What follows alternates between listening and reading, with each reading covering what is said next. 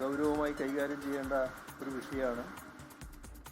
എല്ലാവരും അധികൃതർ നൽകുന്ന നിർദ്ദേശങ്ങൾ അംഗീകരിക്കാനും അതനുസരിച്ച് കാര്യങ്ങൾ നീക്കാനും പ്രത്യേകം ശ്രദ്ധിക്കേണ്ടതാണ്. പക്ഷെ ഇവിടെ ഒരു പ്രശ്നം വന്നിട്ടുള്ളത് നിപ്പയുടേതായ ഗൗരവത്തിൽ കൈകാര്യം ചെയ്ത് നടക്കുന്നുണ്ടോ എന്നുള്ളതാണ്. അതുമായി ബന്ധപ്പെട്ട ഡോക്ടർമാരുടെ ഇടപെടലിനെ കുറിച്ചല്ല ഞാൻ പറയുന്നത്. ഇക്കാര്യത്തിൽ ആരോഗ്യമേഖലയാകെ സജ്ജമാക്കാനും അതിൻ്റെ ഭാഗമായുള്ള ഇടപെടലുകൾ ഉണ്ടാകാനും സാധാരണഗതിയിൽ ആരോഗ്യവകുപ്പും സർക്കാരും എടുക്കേണ്ട മുൻകൈയിൽ നിർഭാഗ്യവശാൽ അത്തരമൊരു മുൻകൈ ഇവിടെ കാണുന്നില്ല. നമുക്കെല്ലാം അറിയാം, കേരളത്തിൽ അടുത്ത കാലത്തുണ്ടായ ആരോഗ്യമന്ത്രിമാരൊന്നും മെഡിക്കൽ ബിരുദധാരികളല്ല. പക്ഷേ ഏറ്റവും കടുത്ത നിപ്പ ബാധയടക്കമുണ്ടായ ഘട്ടത്തിൽ ഒന്നിലധികം ഘട്ടങ്ങളിലാണ് ഇവിടെ ഇതുണ്ടായിട്ടുള്ളത്. ആ ഘട്ടങ്ങളിലെല്ലാം എങ്ങനെയാണ് ആരോഗ്യമന്ത്രി അടക്കമുള്ള സർക്കാർ സംവിധാനങ്ങൾ സജ്ജമായിരുന്നത്, ഏതെല്ലാം തരത്തിലുള്ള ഇടപെടലുകൾ ആ ഘട്ടത്തിൽ നടത്തിയിരുന്നു എന്നുള്ളത് എല്ലാവർക്കും അറിയാവുന്ന കാര്യമാണ്. അത്യന്തം ശോചനീയമായൊരു നിലയാണ് ഇപ്പോൾ കാണുന്നത്. ഇതേവരെ ആരോഗ്യമന്ത്രി ഇവിടെ വന്നിട്ടില്ല, ഇടപെട്ടിട്ടില്ല.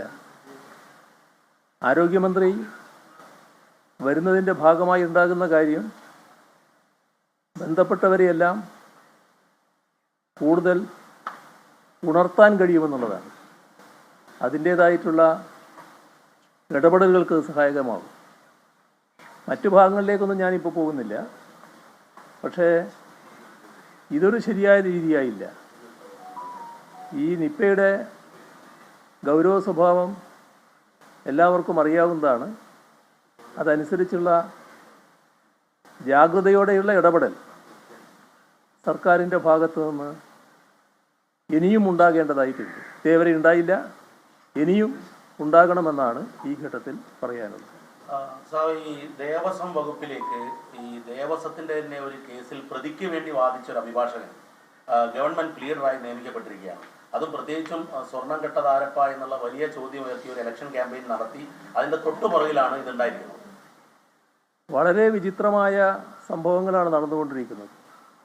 ഇതിലും കാണാൻ കഴിയുന്നൊരു കാര്യം, സാധാരണഗതിയിൽ സർക്കാരുണ്ടെങ്കിലും സർക്കാരിൻ്റെ ഭാഗമായി ഓരോ വകുപ്പിൻ്റെയും കാര്യങ്ങൾ കൈകാര്യം ചെയ്യാൻ മന്ത്രിമാരെ നിശ്ചയിച്ചിട്ടുണ്ട്.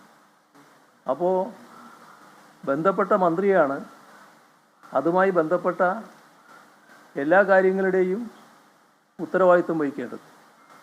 പക്ഷേ വിചിത്രമായ പരസ്യ പ്രതികരണമാണ് ദേവസ്വം മന്ത്രിയിൽ നിന്ന് കേൾക്കാൻ കഴിഞ്ഞത്. ഞാൻ അറിയില്ല എന്ന് തന്നെ അദ്ദേഹം പറയുന്ന നിലയാണുണ്ടായത്. ഇത്തരമൊരു നിയമനം ദേവസ്വം മന്ത്രി അറിയാതെ എങ്ങനെയാണ് നടക്കാനിടയാവുക? അതോടൊപ്പം ചോദിച്ച ചോദ്യം വളരെ പ്രസക്തമാണ്. ഒരു പ്രതി സാധാരണ പ്രതിയല്ല. ഇതിനകത്ത് ഏറ്റവും വലിയ കുറ്റാരോപിതനായിട്ടുള്ള ആളുകൾക്ക് വേണ്ടി, സ്ഥാപനത്തിന് വേണ്ടി ഹാജരായ അഡ്വക്കേറ്റിനെ തന്നെ ഇവിടെ ദേവസ്വത്തിന് വേണ്ടി നിയമിക്കുന്നു എന്ന് പറയുമ്പോൾ അത് ഒരു തരത്തിലുള്ള കള്ളന് ചൂട്ടുപിടിക്കലായിപ്പോയി. ചെയ്യാൻ പാടില്ലാത്ത കാര്യമായിരുന്നു.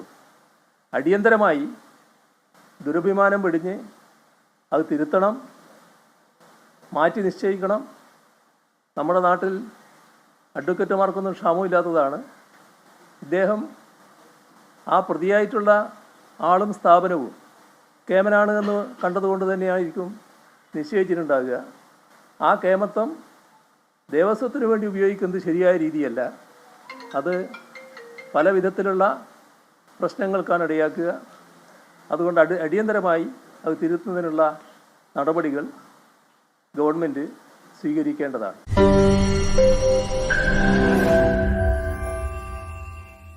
ലോകത്തെവിടെയായാലും ഏത് സമയത്തും 24 വാർത്തകളും ഓഗ്മെന്റഡ് റിയാലിറ്റി പാക്കേജുകളും എക്സ്പ്ലെയിനറുകളും വിശദമായി കാണാൻ ഞങ്ങളുടെ യൂട്യൂബ് ചാനൽ നിങ്ങൾക്ക് സബ്സ്ക്രൈബ് ചെയ്യാം.